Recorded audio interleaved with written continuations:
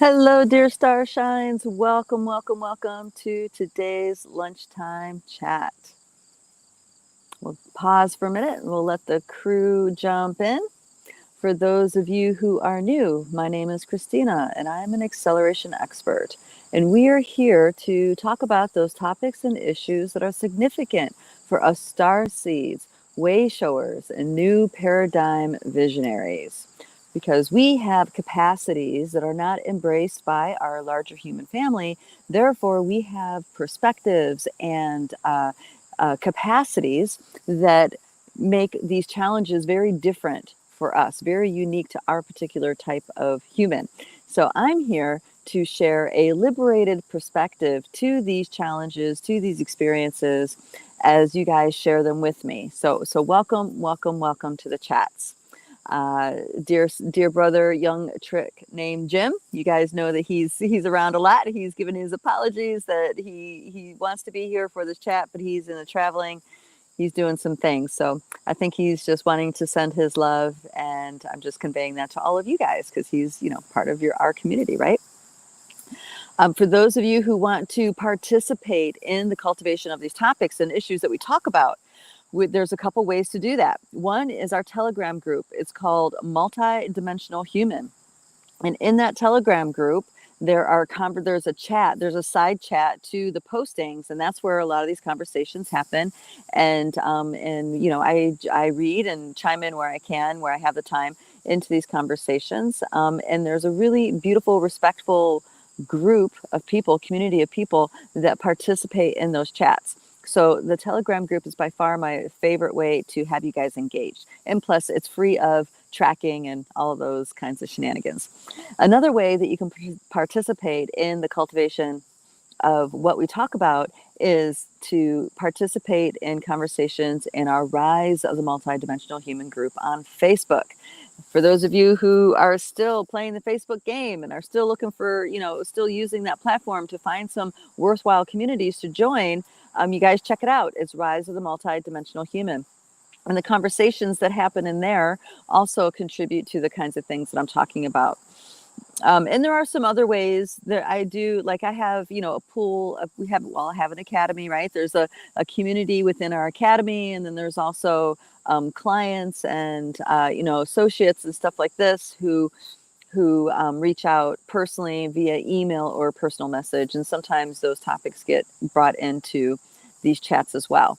I do have to say that email and personal messaging is not the most effective way to hit me up with these conversations, because this is a conversation. It's not just a Q&A. Okay, when I say conversation, that means there's already been going back and forth on a particular topic that has happened, and I'm just chiming in with a broader umbrella kind of thought form or refinement, even, to what's being talked about, touching on those points.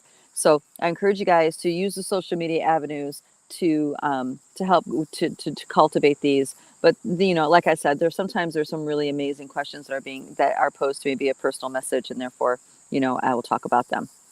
So, and of course, the other way to participate in this conversation is to be here live. So, being here live is definitely the best way, because then you can just live time put in your question or your insight or whatever, however you want to convey the idea, and then we can chime in and talk about it that way. So there you go. Those are the main ways. Go ahead and say hi. Let me know you're here, and then we'll go ahead and jump into the topics today. Dear brother Rav from the Rise of the Multidimensional Human group posted this beautiful capturing of what he suspected was an elemental being on video. And he asked me, he so graciously mentioned about how he listens to these regularly, doesn't really chime in, but he's having these beautiful experiences with elementals, and he wanted me to chime in and talk more about them. And this is a topic that goes very deep, so I'll do my best that I can to cover this in these chats. There's a lot of dynamics to elemental relationships, so I'll do my best. The other thing I want to talk about, and if dear sister Starshine comes here live, we'll be able to go deeper into it, was to continue a little bit elaborate more on those twin flame relationships that I was talking about in, I think it was the chat 84. Okay. So that's a thing that she asked for me to elaborate and perhaps go deeper with her specific, because she had specifically almost she's had a parallel experience of her own with twin flames. And anyway, she wanted to get more information. So if she joins us live, we'll be able to hone in on exactly what it is she feels like that's important to know. It helps me, so I can tune into the collective, but if you want me to tune into an individual, it's very helpful if you're here live saying things or, commenting and participating. When you're here live, I can tune into you really much better than, because right now when I'm just in the, in this field like this, I'm talking to the collective, to the overall energies of the collective. And of course we can zoom in and out of the energies in the collective, but still only the dominant frequencies are going to be what shows. And that's usually about, 20 to 30% commonality. That's what pops out in the collective that comes into my awareness. I can zoom into that to that point. And the other big thing I really want to talk about, in addition to the elemental conversation, is I want to talk to all of you wayshowers out there about imposter syndrome. And I want to split some hairs with you guys. There are some folks who I'm a great fan of that put some ideas out there that I feel like perhaps weren't explained thoroughly enough and could be perceived as discouraging a starseed from coming forward in their wayshowership, because what they are doing is not original or unique. And I want to split that hair, because there's much more to that than just the couple sentences it was given in the way that I heard it. And I've heard this said a few times by different people who are influencers, and so I want to just I want to participate in that conversation, because all of us starseeds, wayshowers, new paradigm visionaries, it's imperative that you step out and have and explore your way of impacting your community, impacting the world with your perspective, with your gifts, with your very vibration of who you are. And there's a lot of self-sabotage, let's say it like that. There's a lot of self-sabotage going on where people are not stepping into their wayshowership the way they could be, because maybe there's that imposter thing going on. And I really, really, really want to talk about that today, because I feel like the time is coming where more and more of us are ready to be stepping in and doing our impact, seeing how we can truly impact our loved ones, our community, and the world at large. All right. Hello. Good morning, Laurel. Thank you for saying hi. Hello, Ella Daniela. So glad to have you here, darling. Hi, Sherry. Good to see you. Thank you for being here, guys. Okay. So what do I do? Let me jump into the wayshowership first, and then I'll get into the elemental. And that way it'll make some time. If our dear sister Laura gets here, it'll give her some time to get here if she's going to be able to make it live to talk about the twin flame thing. Okay. So what do I mean by wayshowership? What do I mean by that? So this language of going from an old paradigm into a new paradigm is where you start getting the language of wayshowership. Okay.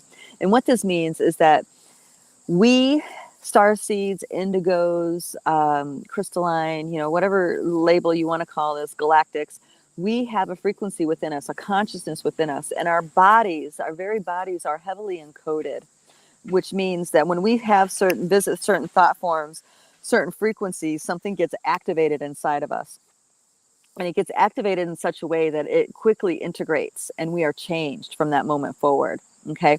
So because of that, we are pioneers in certain ways of being. We're pioneers in new ways of living, pioneers in new ways of mothering, pioneering new ways of healing, pioneering new ways of bringing music, of bringing medicine, of bringing art, poetry. You know what I mean? We're pioneering new ways because we're sourcing from different places. We're sourcing from maybe more of our galactic levels, or we're sourcing from more cosmic levels of who we are. Therefore, the expression from what we're sourcing from is different than what has been in the past. And that's one of the most exciting things I feel like in the new paradigm, is that we get to reinvent everything, because simply being by who we are, being the truth of who we are, that's what changes it. Okay. Poetry is still poetry. Art is still art. Healing is still healing, but we do it eventually completely in a different way than has been done before. Okay.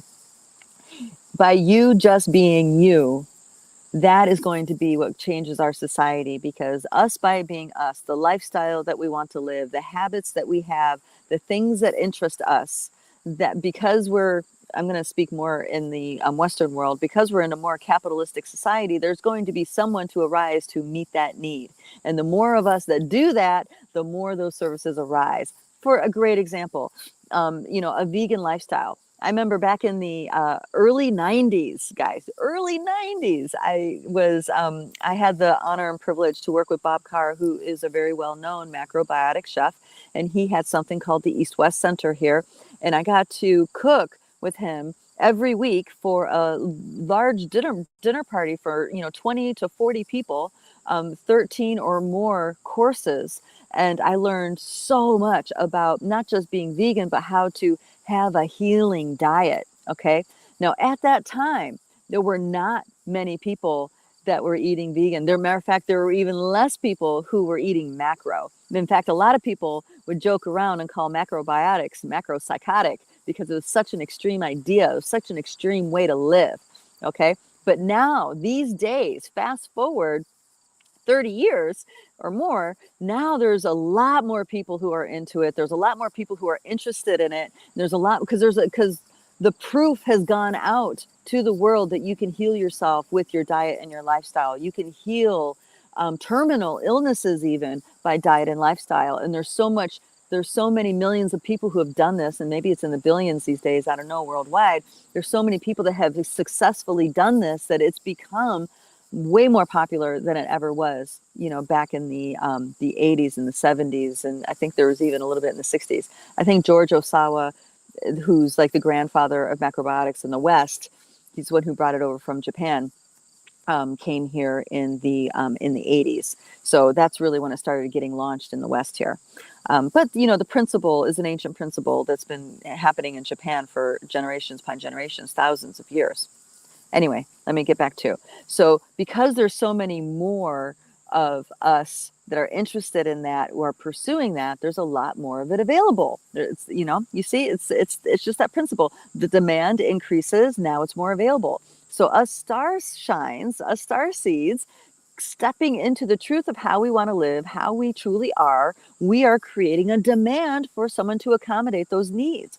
Maybe, there's I don't know about you guys, but I'm noticing there's all these instrument making classes out there, how to make your own handmade lyra harp, how to make your own banjo. I mean, there's even classes out there on how to make instruments from garbage. Okay. A normal mainstream human isn't interested in that, but us star shines, us star seeds, we're interested in that, right? Because it satisfies, it ticks so many boxes for us. It's upcycling, it's creating a musical instrument with our own hands, and we get to play it, and we get to explore, and we get to play and experiment, and you know what I mean? And maybe we use as a tool to engage the elemental realm in some way. So for us, that kind of thing is really exciting. For a normal human, maybe not. So we're creating these demands in our societies because there's more and more and more of us. So in this very simple way, we are wayshowers because we're pioneering, and there's more of us in this pioneering in this direction. Therefore, society is changing in order to accommodate our demands. Okay. Another example of that would be education. I'm not talking about public schools. Public schools are toxic. Keep your kid out of public school. This is what I realized. Public schools are not good for your kids, but there is this huge rise in alternative educations, even before COVID, with Waldorf schools and these different charter schools that are exploring different ways of educating the children, going about the core curriculum, stuff like that. So more and more this is happening because as parents, parents who are accommodating who we were in our vibration, we're looking for those sorts of things. So by us just doing what it is we feel that's important for us to do for ourselves or kids, we are creating that demand. We are paving the way for others to accommodate that. Okay, so there's that kind of wayshowership, but there's a much deeper level of the wayshowership, and that is how to live as a multidimensional human. Now, all of us are multidimensional, whether we've been able to embrace that level of our authenticity and live it, that's a whole nother thing, right? So there are lots of ways to go about it. The particular way that I go about it, because this is where my skill sets are, is about unwinding intuitive blind spots and accelerated energy medicine. That's where my bag is. I'm a tracker. I can unwind intuitive blind spots and accelerate people beyond belief, right? That's my skill set. But that's not the only way to do it. There's lots of ways to awaken multidimensionals. There's lots of ways to show the way of how to live as a multidimensional, true to yourself as a multidimensional, okay? And that's what you guys are all here to do in your own flavors. So in the academy, you know, people who stick around for a while, as in a few years or more, they start to recognize their special flavor of Wayshowership, okay? And it's very unique to them. Sure, there's some overlaps. Sure, there's some core truths that are common, but no one could own a core truth. If it's a core truth, it's a collective thing. It's a collective truth. It's something that is the truth on many levels of who you are, from the quantum levels all the way down through the nesting dolls to this level. So no one can claim intellectual property on core truths. Let's just get that part out of the way. So the core truths thread through us all. But what those core truths inspire from us, extrapolate from us, and how we express it are very, very unique to our own signatures, to our own energy signatures, okay? So, and here's the thing, we all inspire each other. You know, I get inspired all the time by people in the academy, and they get inspired by things that I reflect back to them as well. And of course, we have these trainings and stuff. So there's that kind of thing. But then there's also all sorts of starseeds out there, starshines out there, rocking it the way they know to rock it via books or YouTube influencing or ceremonies or doing talks or whatever, that are also equally as inspiring. Are we all reinventing the wheel to talk about what we're talking about? No, we're not. We're not reinventing the wheel. We are just sharing our own specific flavor, our own specific perspective.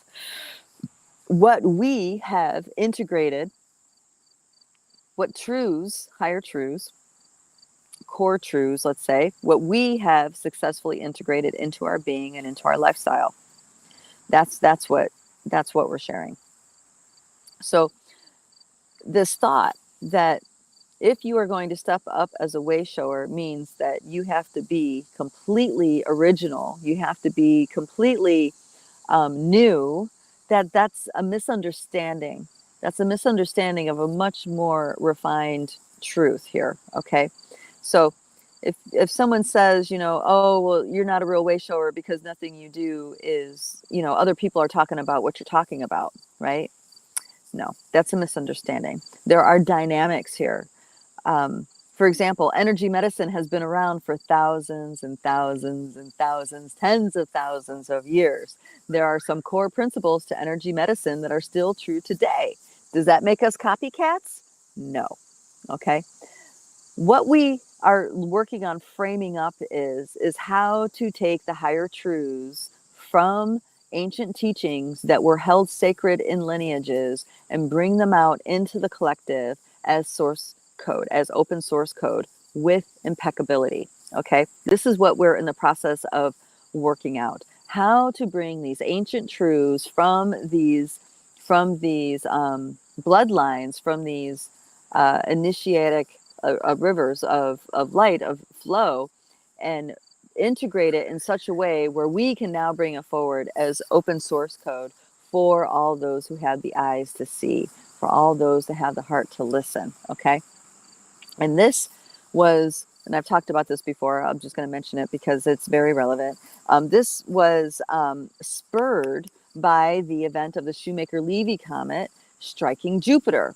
Okay, so Jupiter is the keeper of secrets, the keeper of the occult, the keeper of the mysteries. It's also the keeper of power over dynamics and other captured wisdom teachings, right? When Shoemaker-Levy hit that comet, hit that planet in 94, it was discovered first in 92. So the energy already started shifting, but it finally broke apart and hit in 94. It was a massive megaton explosion at the time, the analogy was made that that explosion was equal to, if you took all of the nuclear weapons on this planet and times it times 500, that was the level of megaton explosion that that comet had on Jupiter. Okay, so you can imagine energetically, interdimensionally, because we're talking about atomic level, you know, events, you know, that creates time space tears and stuff in reality. You can just imagine what that impact did to the energy, the consciousness that Jupiter has been holding for us as a collective. Okay, and according to Barbara Hand Cloud, that did the research on this and was who was was a teacher for me for a long, long time.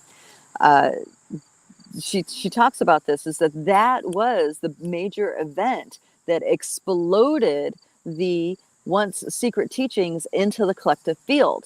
Okay, and this is where you started getting ancient indigenous lineages being guided to start teaching outsiders. Okay, being guided to bring their wisdom teachings to people who are not of not their children or grandchildren, or even in the same tribe that they're from. Okay, this is a huge change, because before it was kept extremely secret and it was kept in the family. It was, from, at that, like from grandparent to grandchild, or if there were no grandchildren, it would be from grandparent to great niece or great nephew. Okay, it would be something like that, but it was kept in the family. But then once that hit, once that energetic impact connected into the collective frequency and broke it apart, all those teachings were released to all of the indigos and starseeds and other evolved beings that were coming here to be part of this transformational time. Okay, so for all that have the eyes to see and the heart to listen, we're able to extrapolate and be woken up by these teachings that were getting released.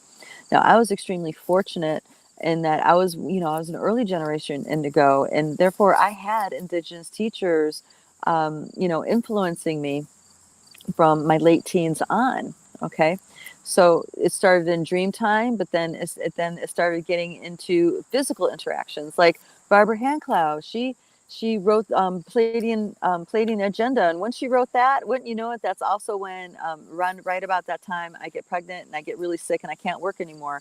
And so what do I have to do? I'm reading the Pleiadian Agenda. It just drops in my lap out of nowhere, right? And at the time I didn't even understand the book, but I was so driven to read it. And then later on, I found out that she was doing in-person multidimensional activations. And I'm like, I'm there. I know I'm there. I don't know where it's at or how I'm going to make it happen, but I'm there. And I did. I was able to make it happen. It turns out that she chose a place that was just a 3-hour drive from where I lived. It was very convenient, especially because I had young kids. So, the universe synchronized for me to reap the benefits of these indigenous record keepers and masters releasing these deep truths. And so, yeah, she wrote that book, but so maybe that's not so secret, right? But she revealed some highly regarded secrets in that book. One of them being the idea that there are keepers. She actually had to seek permission from a council of elders to talk about the keepers. So she introduced her work, what it was, and got permission to specifically talk about them, because she was in a lineage where that was a forbidden thing. So of course they gave her permission, and then she included it in the follow-up book that she wrote, Alchemy of the Nine Dimensions. Okay, so I was lucky enough to have roots in those ancient indigenous teachings, not just with Barbara, but also the Kero of South America and the Tao of China and the Tibetans of the Himalaya. I mean, they just came and dispensed their teachings. A lot of it I did not understand. Some of it I did, and I did the best that I can. And as I walked my life and moved forward, over time, I integrated these teachings, and I was bringing them all together. I was weaving them all together into a truth that was authentic to my frequency, to my vibration. You see? So you are an eclectic in some way. I'm sure you're getting wisdom from lots of different places that are activating you, because you're a starseed with a body with lots of encodements already inside. So as you get introduced to certain teachings, certain thoughts, and theories, ideas, and practices, they activate you and you're never the same again. Okay, that's something that's very unique to us, our particular group of humans. Other humans, it doesn't come so easily to. It's like they'll have an intuitive sense that this is true, but then they're not changed forever. They're now put on a mission. They're now seeking out that guru. They're now becoming seekers, right? To pursue what that truth is trying to wake up, what that idea is trying to wake up in them. Okay, so definitely count your blessings if you feel you're a starseed, starshine, indigo, because in a lot of ways, even though we're empathic and we're really sensitive, and there's hangups with that, in a lot of ways, we are very, very gifted and fortunate to be able to be woken up and activated so easily. Okay. And I hold the word easily loosely because I understand we have our own big challenges we've faced. All right. Dear sister Ella Daniela says, oh, yes, I was accused not of being authentic in my wisdom since I still cry and get sad or angry. I'm not just one way or the other. Those layers can and do coexist. Absolutely. Yeah. See, because you're picking out the inauthenticity. I mean, there's so much. God, there's so much in the spiritual realms and teachings that are they're so distorted to the truth.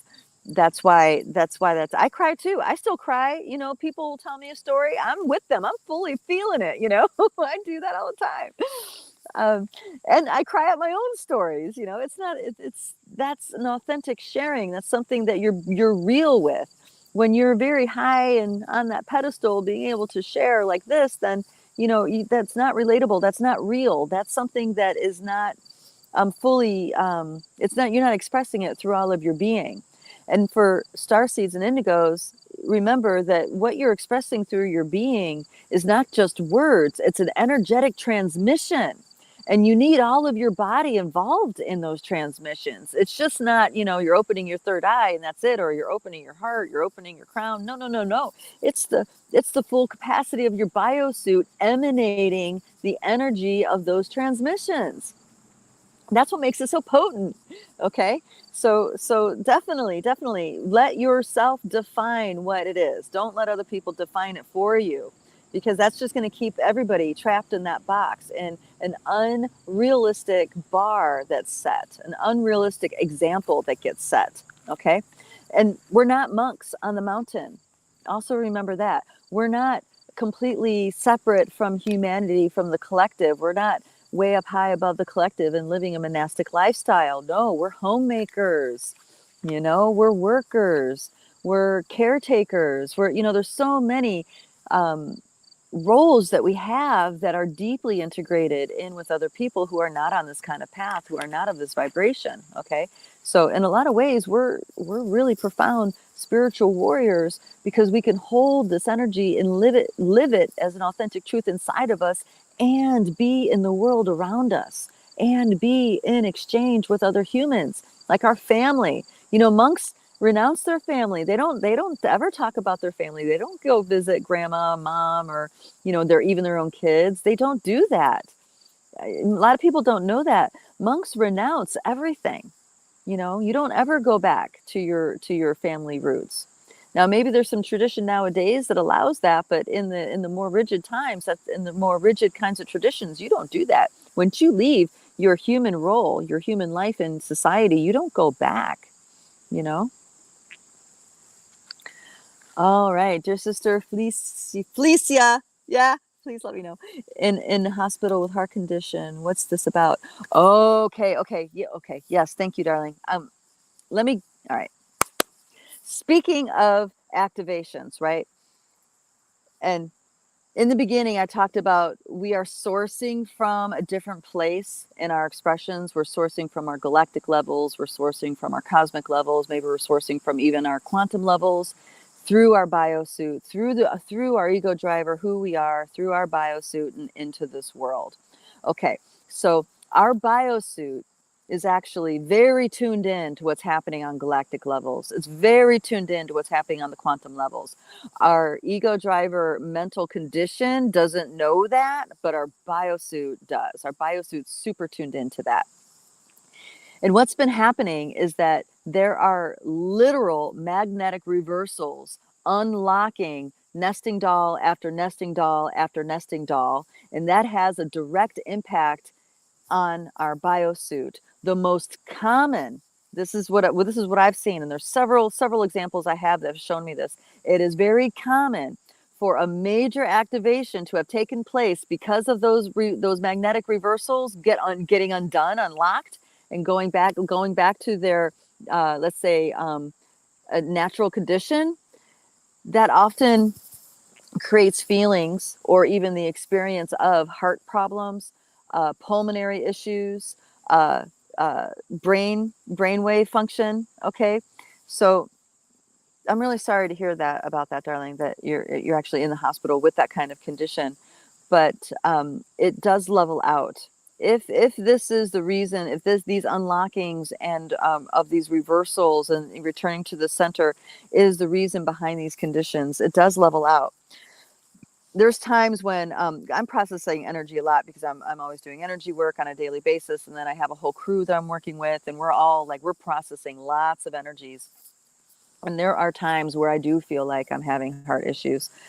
There's actually not that long ago, I was wondering if I was having a heart attack, but my guidance stepped in and was just like, no, it's okay. This is okay. This is just a hiccup in the giddy up because there's been a major shift in the frequencies that you're sourcing from. There's been a major undoing of those universal patterns that I've been sourcing from for all those times. And this directly connects into dragons and dragon pairs and how the dragons are coming forward to more and more humans on a daily basis. These are cosmic creational forces that have been working, let's say, for millions of years in a separate way, but all of a sudden they're coming together. And as they come together, they're putting pressure on all of the seals and magnetic reversals and inversions of those encodements. It's putting pressure on those encodements, to even to come full circle and level out so that union can come together. Okay, so we're all feeling the pressure. A lot of people, the pressure is headaches. It's not being able to concentrate, not being able to get out of bed, feeling have the flu, you got hit by a truck. Like I said, heart stuff, pulmonary issues. That's very, very significant. See, people don't realize, and this is a little side note on the whole physical body and the galactic thing, people don't realize is that your consciousness can travel through the multiverse, through the doorways in the heart.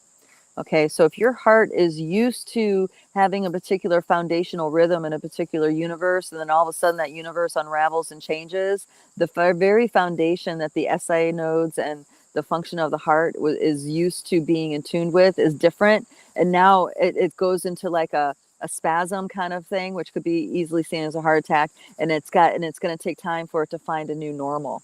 Those SA nodes will find a new normal rhythm according to that universal frequency, the new universal frequency that's settling inside. Okay, so, all right, I went on a little tangent about that. I hope that's helpful, darling. Please let me know. Okay. Yeah, the moon cycle is big time. Okay. I feel like my moon cycle recently reset. It used to happen right before the full moon, but now it's happening right after the new moon. Yes, there's lots of reasons for that. All right, so some of it is the moon is, all right, so the moon was hijacked in a lot of ways to create a disempowerment program. The disempowerment program takes many, many forms, not just influencing the waters within our body, but also influencing our cycles. Just recently, I heard a dear starshine who I respect a lot say to me that in the original template of the humans, women didn't have cycles. We didn't bleed. We just conceived at will. We didn't bleed.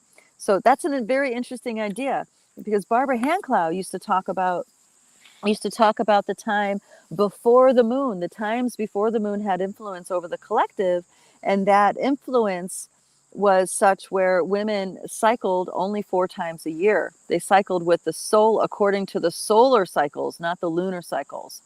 Okay, so it would make sense for us and our biosuits, as we're upgrading in our consciousness, that our cycles would end up changing or perhaps even stopping altogether.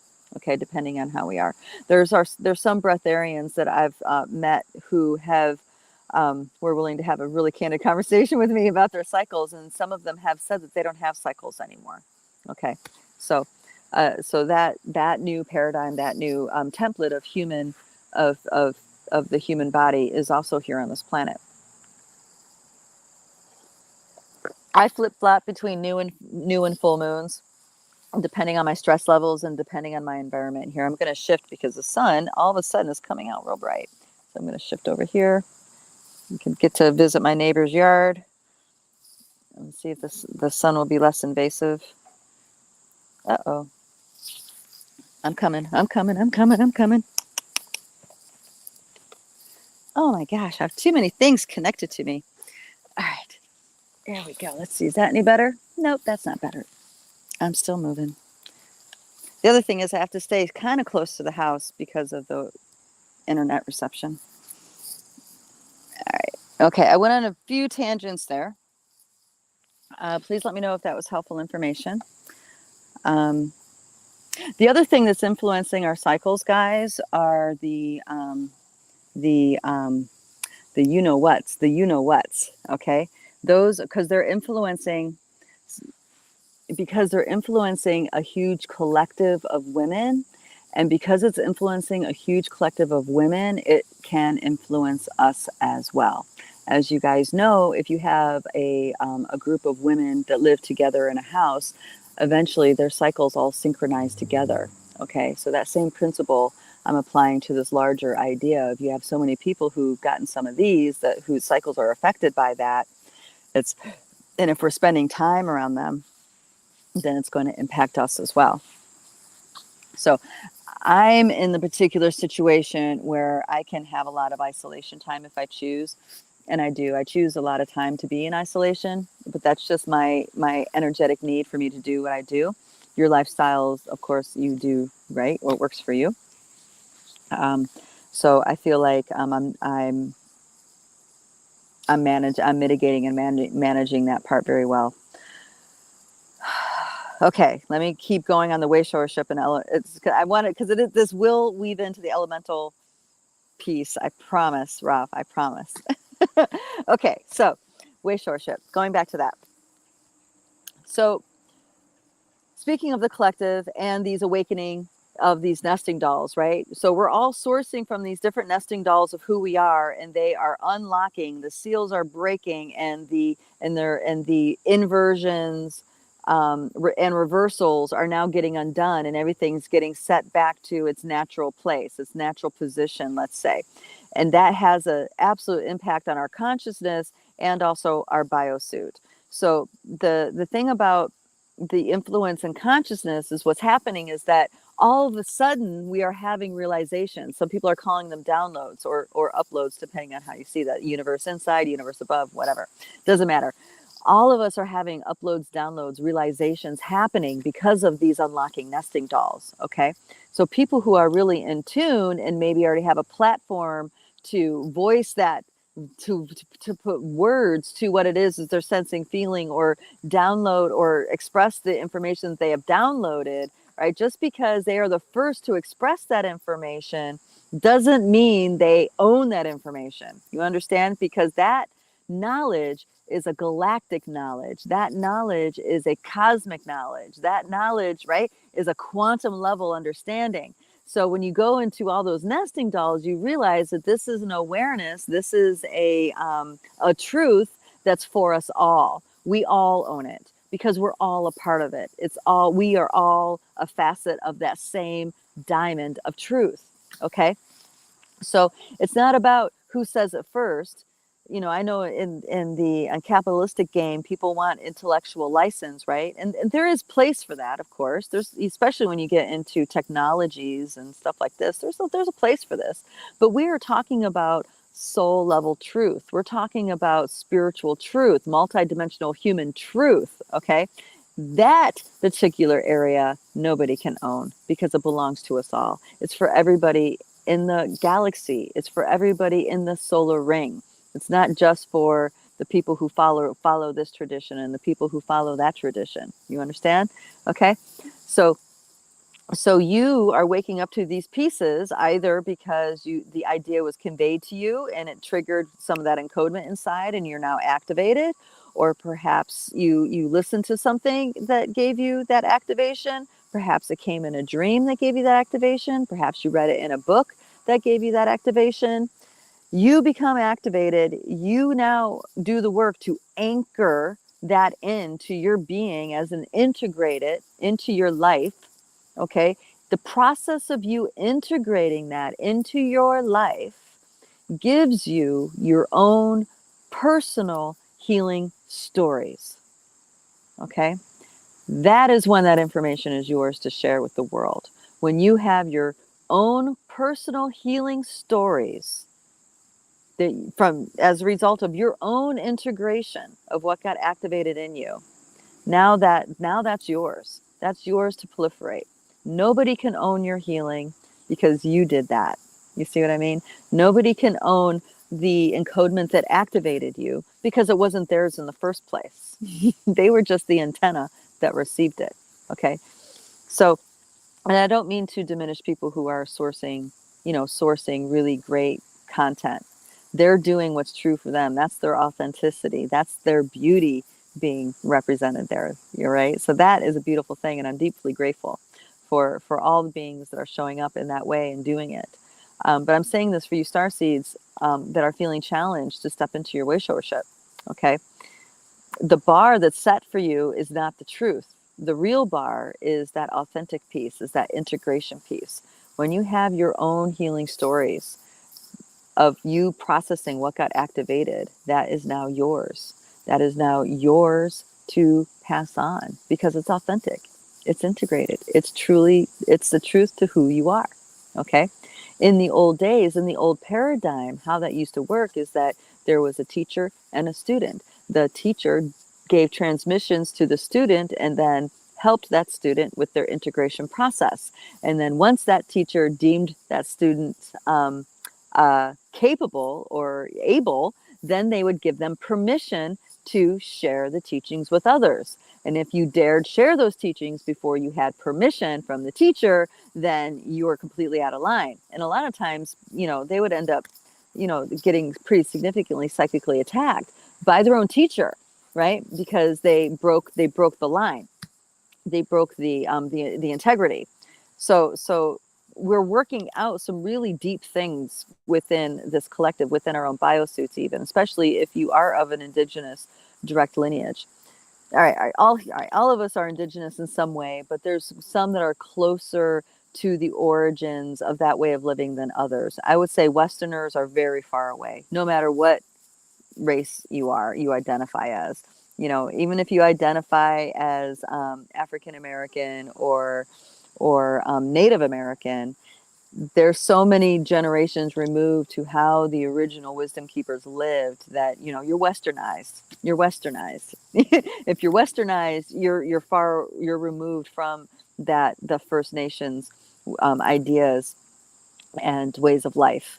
And that is living off the land, that's living in sacredness with the land, that's living away from technology, away from God poison, away from Christianity, away from all the different religions that have been imposed upon the indigenous populations. Okay. So that's what I mean. I'm not saying you're not really, take it for what that's worth. I've met many spiritual teachers whose spiritual teachings that they teach have nothing to do with the ethnicity from which they come. Okay, has nothing to do with the ethnicity from which they come. It doesn't mean they're not great teachers. They probably are, but a lot of people think that because they are perhaps Native American, that they're Native American teachings. But no, that person just happens to be Native American and they're teaching these spiritual teachings, right? And just like me, I mean, I'm a white girl. I'm a Russian, Scottish, Irish, English white girl. Am I teaching Celtic lore? No, I was taught by indigenous elders of South America. So but I've integrated all this, and this is the authentic truth of who I am, because I'm not this biosuit. I'm a quantum being inside this biosuit. You see what I mean? So the lineage that this biosuit comes from does have an impact on my consciousness, but it's not the I'm not confined by that. And I'm not, I don't have to only be in that vein, because these teachings that have been indigenous all around the planet came from cosmic origins. So I'm sourcing from cosmic self. So therefore, all of these teachings are authentic to me, because I'm coming from a cosmic self, part of myself, when I'm downloading and conveying these pieces. Also, the other thing about this original content, we are both a balance of male and female. Okay, we are, whether you're in a woman biosuit or a male biosuit, or you don't identify in a binary way at all, doesn't matter. You have both feminine and masculine archetypes, expressions within you. Okay, so there's part of you that's an activator. There's part of you that activates and brings forward things from the unknown, right? That's the feminine part of you. That's the different, those are different aspects of you that do the feminine function, which is to go into the unknown and go deep into the place of mystery and come out with a new thought, a new idea, a healing, a teaching. Okay. And then from there, that's where your masculine side comes in. Or maybe you have an external partner that's holding that masculine energy.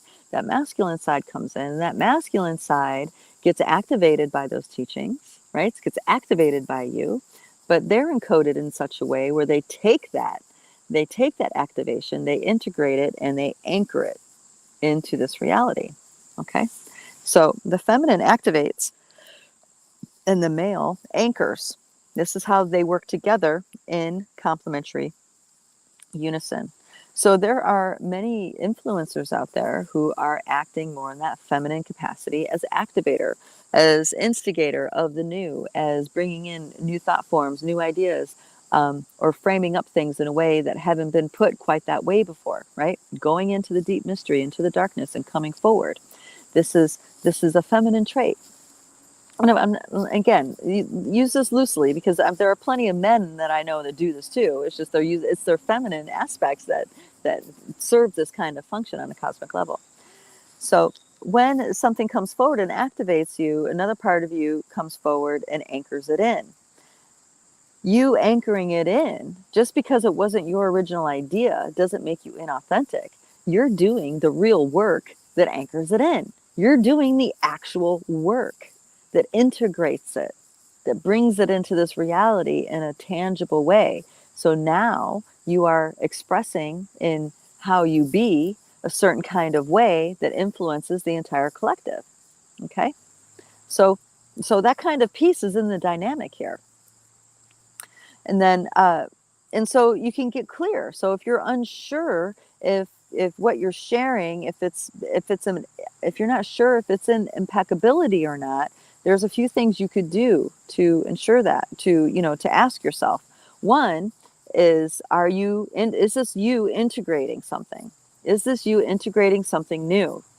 If it is, then you're clear on this. I got activated by such and such and such, and now I'm really called to do this integration work with you guys, right? So say if it's a group that you're talking to, I'm called to do this integration work with you. We are together, our team integration, team anchor these teachings into our being, right? So doesn't that feel good? That feels great. That feels like you're doing a massive service for the group of people, for humanity, yeah? The other thing you want to ask yourself is do you feel inhibition to being open about where the ideas come from? So if you don't want to share where the ideas come from, you got to look deeper inside of yourself on why. Okay, because I hear things. I'm with Starseeds all day long, guys, and I'm, like I said earlier in this chat, I'm inspired all day long. I hear new thoughts all the time. I run with those because they activate something inside of me, and I run with them. But I also say, hey, dear sister Starshine posted this thing, and it did this, and this Starshine over here did that. So I reference what was the inspirational source, and then I talk about how I've integrated it, or how it's impacted my perspective, or wherever it is in the spectrum that I'm at with it, right? You guys bring ideas in these chats a lot of times. I mean, it was a dear starshine that brought the whole idea of chakra removal into my awareness, right? If I didn't have that conversation, I would have just kept going, not even ever thinking about it. Um, but then that conversation did happen, and then I realized, oh, okay, there's a whole nother energetic template happening for some of the starseeds, starshines in this planet, right? So, and because I was able to touch all that and work it, I'm able to talk about it in a way that helps people understand. Because the knee-jerk reaction in the lightworker world was like, you'll die without your chakras. That's impossible. There was like a big pushback and even a degradation and an attacking on the people who said that they're exploring that, and it's like, that's not to me, that's not impeccable behavior, especially when you're at a time of going from an old paradigm into a new paradigm. We are becoming an entirely different species of human in this transition. For real, we are going into being entirely different species of human into this new paradigm. It makes total sense that people would be having different energy systems, right? It makes total sense. Okay, dear sister, I'm going to say Pauk 5, um, makes you think about how reductionistic the nature versus nurture argument is. We are formed by so much more than just our genes and experiences. Oh yeah, exactly. We are formed by so much more. Our light body gives us the shape that we have, and our light body is organized by sound, by frequency. You guys know this study of cymatics. So absolutely. Plato's solids. This is a knowledge that's been around for thousands and thousands of years. The Platonic solids. He did the research and realized that the base elements of life all have a light geometry that holds them together. This is not a new thought. It was a buried thought for a long time, but then it started getting rediscovered again. So yeah, we're actually frequency before we're anything else. Okay, let me start tying this into the elemental world. Let me look. Oh my gosh, I talked so long. I'm sorry, Raf. Okay, so let's talk about elementals and connecting with the elementals and how we can encourage those kinds of connections. Okay, so in my experience, by working with people with starshines, with indigos and starseeds, and unwinding their intuitive blind spots, I can recognize a pattern that has happened or is happening. The biggest block that humans have to connecting with the elementals is the idea that could be real. Okay. And it's because the elemental realm is so different from what we're used to, from the ideas of what we think reality is. It is shocking. It is shocking to get exposed to those frequencies if you're not ready. Okay. For example, when I worked with a maestro funduro and ayahuasqueros in the Amazon jungle of Peru. And before I got to meet him in person, he was coming into my dream times. He was materializing in my room. He was like doing some really crazy sci-fi stuff, right? I had a hard time believing this stuff was happening, even though I was in the medicine tradition, even though I've been getting taught in my dream time for a long time by wisdom teachers. But he was actually bringing it into physical form. He was actually bringing it into physical reality. And that was challenging my biosuit. So I would witness it, and then my biosuit would have this huge reaction. My body would have this huge reaction. And that huge reaction would create, I don't know if cognitive dissonance happens, if it's all chemical or what, but it would create a bit of a struggle with cognitive dissonance, where it's like, I can't believe that it's real.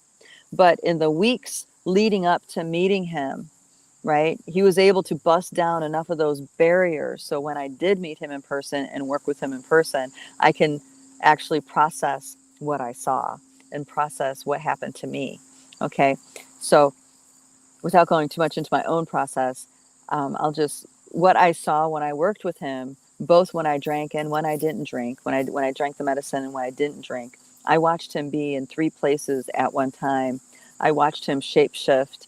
I watched him, you know, uh, he had this pipe that he would blow prayers through with, and there was times his pipe would just overflow with this lava, and this lava would fill the circle that we're in and and cover everything. Okay, and I was seeing stuff like that without drinking any of the medicine. Okay, I was able to process all that because I was prepared. If I was not prepared in the way that I was, I would have not have been able to process that. I would have not have been able to really see what was really happening. Okay. Because when your brain waves are locked into a certain perspective, or even your assemblage point, for those of you who understand what that is, when you're locked in a certain perspective, something could be standing right in front of you and you can't see it. You can't connect with it. Okay. But as we unravel intuitive blind spots, as we unravel that rigidity, as we unravel these pieces that keep our perspective locked in a certain way, your brain waves become more flexible, your mind becomes more flexible. Okay, you become more comfortable with the unknown and the great mystery. And as that starts to happen and your nervous system settles into that, as you start to have more extraordinary experiences with the elemental realm, the more available you are for it. So before, they could be right in front of you and you wouldn't see it, then all of a sudden you'll start seeing it. You'll start seeing it out of the corner of your eye, or maybe you'll start seeing it right in front of you, or maybe you'll get a sense that it's there, and and the elementals are saying, pick up the camera, videotape. Right, videotape, record, right? So it's a process, and our young ones, I think, are way more ripe for the interaction for the elemental realm, because they have a lot less rigidity. They were born into a lot less rigidity than us other ones that were born in the late 60s, early 70s, So that's a big piece to being able to connect with the elemental realm.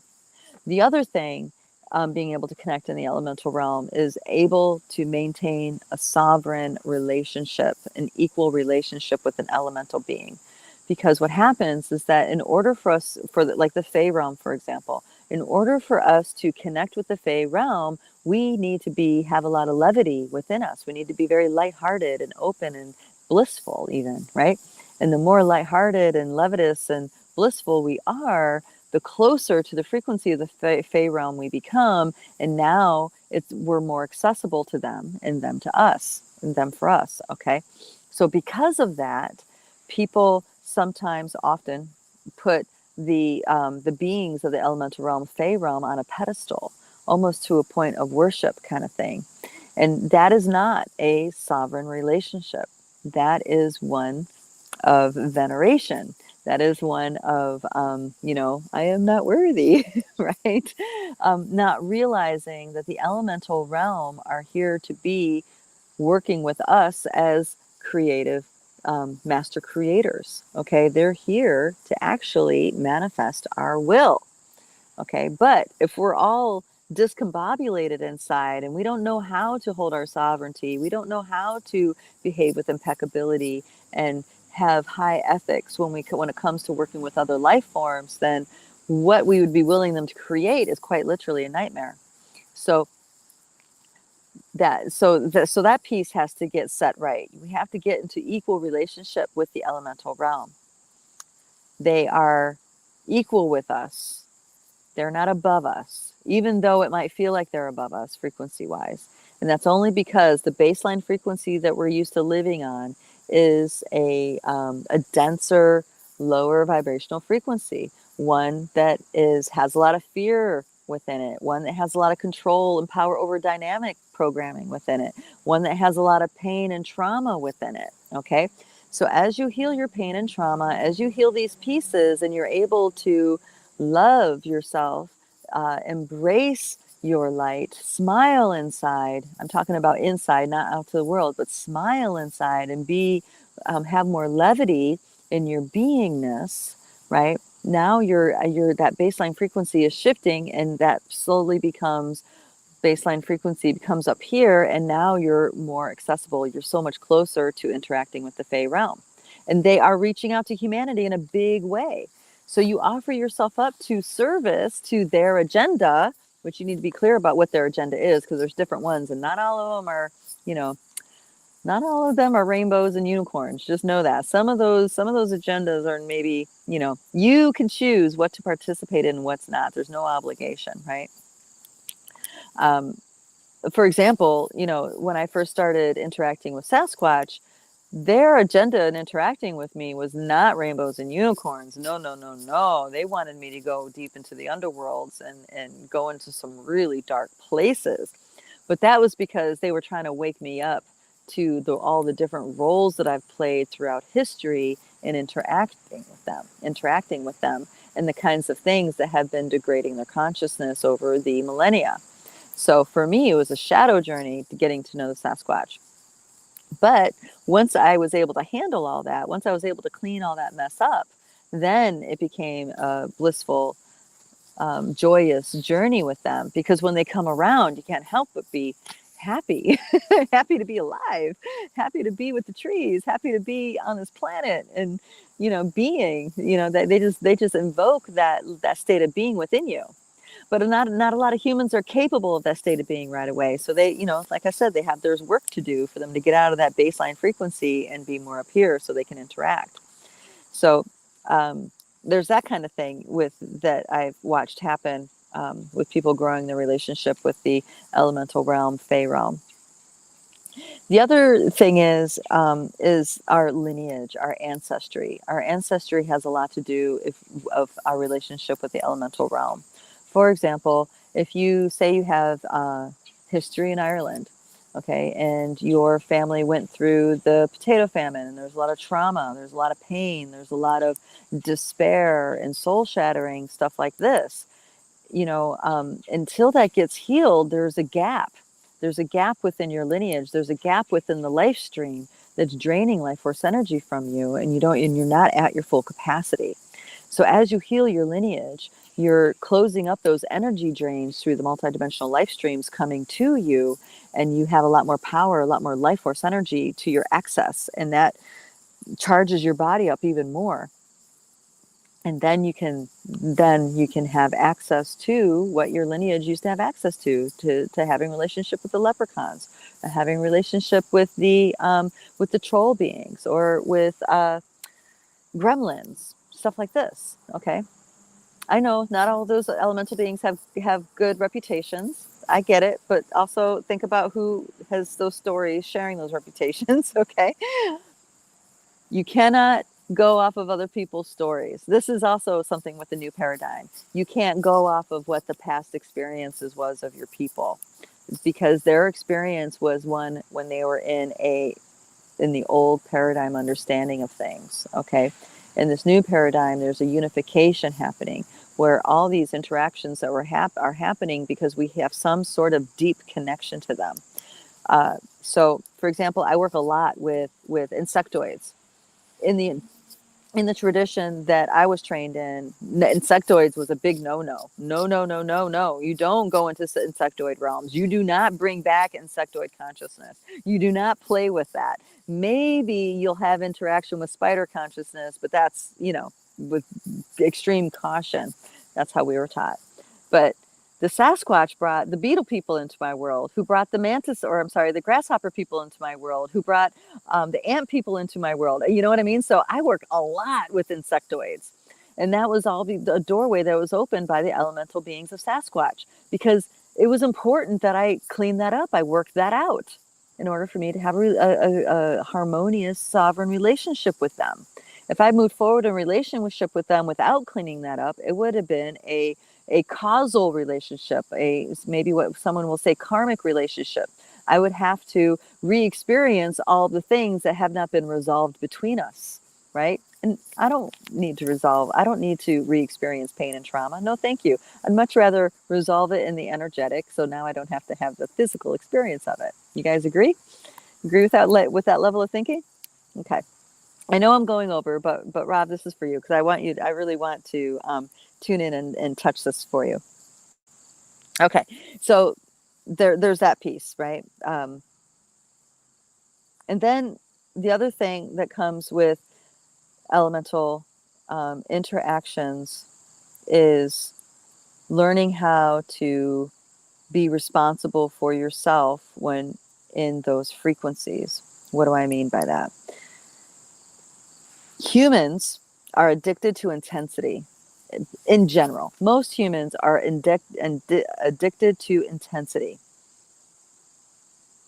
right? An example of that would be how many of you have said to your spirit guides, whomever, I am thick. I am not, I don't get the subtleties. You have to drop the cinder block on my head. Please drop the cinder block on my head so I can get the message. How many of you have said that in the past? Maybe you're still saying it now, right? The reason why you're saying that is because you are used to the intensity. The intensity is all you know how to work with, okay? But the rub is, it's sure, and you can work with intensity for the rest of your life. That's fine. Do that. No problem. But this is in reference to having a relationship with elemental beings, okay? Being intense on the human level capability of intensity, that is too much for an elemental. Elementals cannot handle that level of intensity. It hurts them. It causes them pain. It can even kill them, okay? So by us being addicted to the intensity or insisting or desiring or preferring intensity over light subtlety, we're sabotaging our relationship with the elemental realm, okay?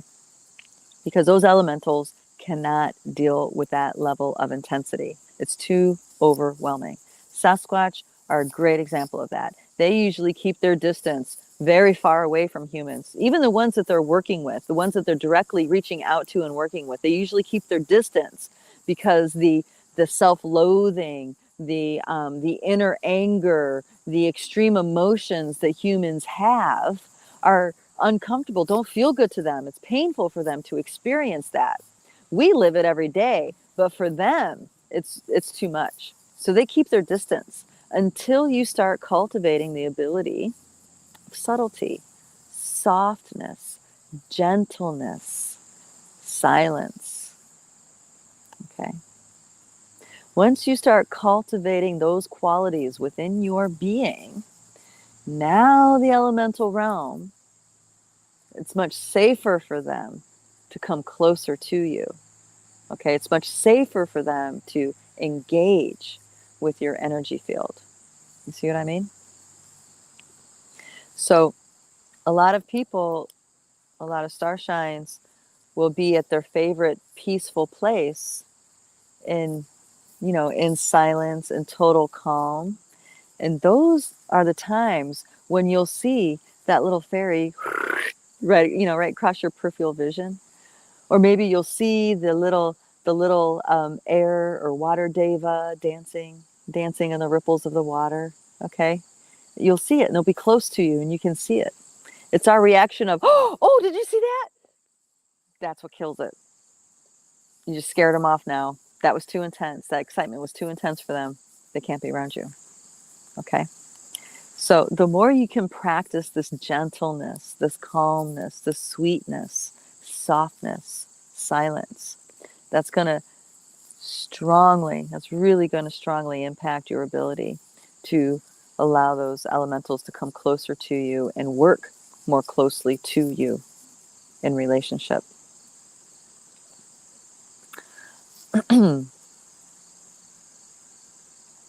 Okay.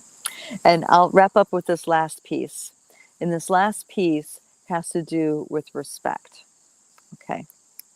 And this is actually coming directly from the elemental realm to humans. There was a dear starshine. Oh, and I can't remember her name right now. All right. So those of you guys that go to our Academy website, lifebodyacademy.com, you'll notice that there's different practitioners. One of those practitioners, her name is Laurel, and she has been cultivating a beautiful, beautiful autonomous relationship with elementals for quite some time. But she forwarded me a video, and I can't remember the person's name in this video right now, but the story that she shared in this video, I think every human needs to know. And that is that there was once a Fey human realm accord. Okay, there was an agreement between the Fey and the human realm. And if I can dig up this video and share it with you guys, I will post it in the I'll post it in the Telegram group, in the Rise group, if I can dig it up. But what happened here was there was a Fey realm and human accord, where when certain parts of nature would tune humans in such a way where our reality overlapped with the Fey reality, and the Fey had an agreement with us to treat us with hospitality, to treat us with kindness. Okay, so if we were thirsty, they would give us water. If we were hungry, they'd give us food. If we were sad or whatever, they would uplift us with music, stuff like this. Thank you, Laurel. Thank you, thank you, thank you. Her name is Dia Isadora. This is information that I heard from her via Laurel. But this is important because you guys want to know about these relationships and how to build them. This piece is so important to know. Okay, so there was once this accord. And what happened is that humans started to disrespect the accord.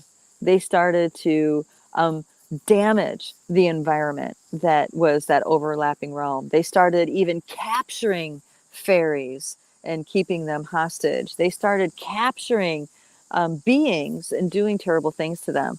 We humans started to disrespect in major ways the elemental realms, okay, the beings of the elemental realms. And that needs healed. That breach, ooh, I can feel emotion with that. That breach needs healed, okay? So do know when you're starting to interact with fairy realms, or fey realms and into those elemental realms, it's not a level playing field. It's not like, oh, you're a brand new person. It's like, because of that ancestral connection that I talked about, and because of the biosuit and the history and the memories, they're not seeing just you born in the 80s, 70s, 60s that has dedicated their life to opening themselves up to be able to see. They see that part of you, but they also see all of your lineage. And if there was anybody of your people that were disrespectful, that were abusive, okay, to elemental beings, you're going to be expected to fix that, to heal that, bring compassion, forgiveness, bring something to heal that gap. It could be just acknowledging that it existed. It could be that simple. For a lot of times it is. But other times, there's more to be done. So that's another big piece to keep in mind, that it's not a level playing field when you're in a place that's overlapping with elemental realm. There's damage that has been done, if not by your own lineage, but by other humans maybe in your area. Okay, so now when you are in that elemental realm, when you're in that overlapping place where the elemental beings are overlapping in your reality, you're not just you being you. You all of a sudden are a representative for all humans that being has ever interacted with. Okay, so that's not a level playing field. That means there is a burden, or no, I shouldn't say burden. It is a bit of a burden sometimes if you don't know it's there, but there is a responsibility, a heavier responsibility for you to behave impeccably with that creature. Okay, because by you behaving impeccably with that creature, you are helping heal those gaps, heal those memories, and set things straight, set things right. Okay. All right. So those are the main pieces of my advice with interacting with the elemental beings. I'm so sorry that it took me so long to get here. I had to cover these other pieces first. And they also wove into the conversation. So it's all supportive in the same direction. I appreciate you guys being here. Thank you so much for your patience. It's great that you guys were able to hang out longer than expected. I really appreciate that. And if there's something that you want to talk about or dive deeper into, check out the Multidimensional Human group in Telegram, or the Rise of the Multidimensional group on Facebook, and just post and conversate. And as you do that, I'll catch them. And I don't necessarily type out conversations because I don't have the bandwidth for that, but I'll like or heart or, I'll respond with an emoji or something just so you guys know that I heard it, I saw it, that kind of thing. And if you are interested in working with us even more, like diving into this work and unwinding your own intuitive blind spots, or perhaps even becoming that human ambassador to the Fae realm, or stepping into your multidimensional wayshowership, I encourage you guys to check out the Dreamtime Healing Project and on lightbodyacademy.com. We have room. We have room for more people, and I would love to see you guys step up into that work. So that's lightbodyacademy.com, Dreamtime Healing Project. All right, so that's it for me, darlings. Mwah, mwah, mwah. Love you all. We'll see you guys next time. Bye-bye.